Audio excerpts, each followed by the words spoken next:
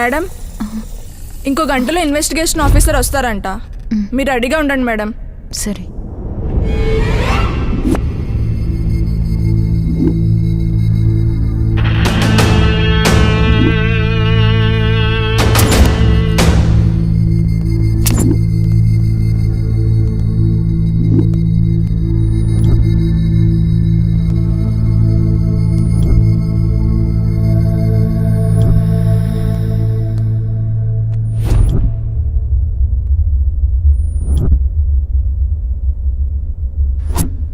మీ పేరు?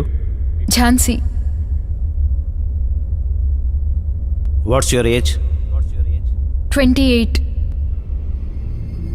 మీ వృత్తి? CID officer. So నువ్వొక పోలీస్ ఆఫీసర్. నువ్వు నీ భర్త కేసులోనే అక్యూజ్డ్ అయినందుకు నీకు సిగ్గనిపించట్లేదా? నేను ముందే చెప్పాను, నా భర్తని నేను చంపలేదని. సో ఝాన్సీ, నీ భర్త పేరేంటో? జేకే. జేకే అంటే? జయకృష్ణ. ఓ, నీ భర్త ఏం పని చేసేవారు? వారు ప్రొఫెషనల్లీ మైమ్ ఆర్టిస్ట్.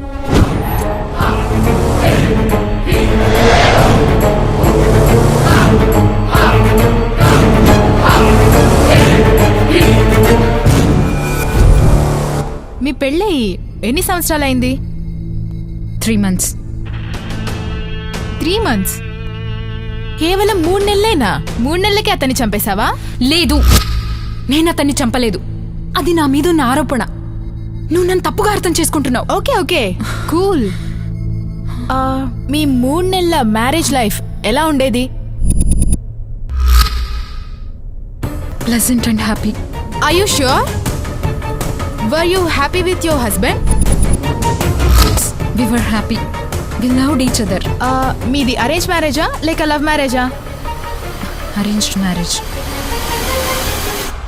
మీ 3 నెలల వైవాహిక జీవితంలో ఎప్పుడైనా గొడవ పడ్డారా? No, never. అతను ఎప్పుడైనా మిమ్మల్ని కొట్టాడా?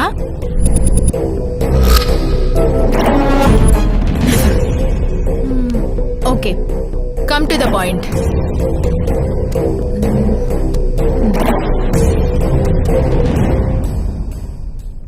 How your husband died?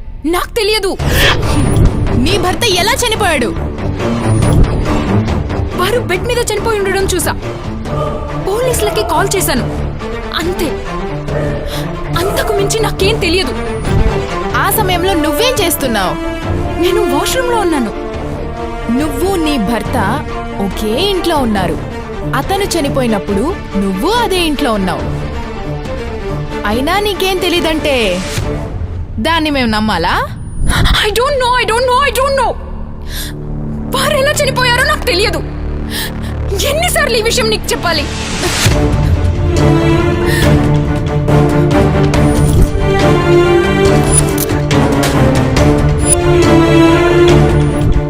నువ్వు హత్య చేయలేదంటే మరి మీ భర్త హత్యకు కారణం ఇంకేమైంటుందని నువ్వనుకుంటున్నావో అది కూడా నువ్వే చెప్పు.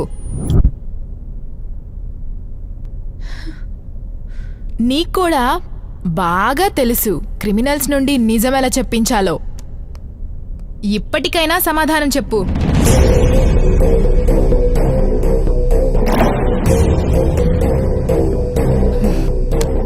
ఇది పోస్ట్ మార్టం రిపోర్ట్. దీని ప్రకారం నీ భర్త డ్రగ్స్ తీసుకున్నాడు.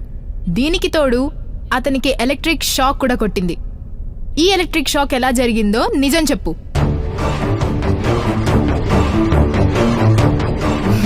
Please speak out.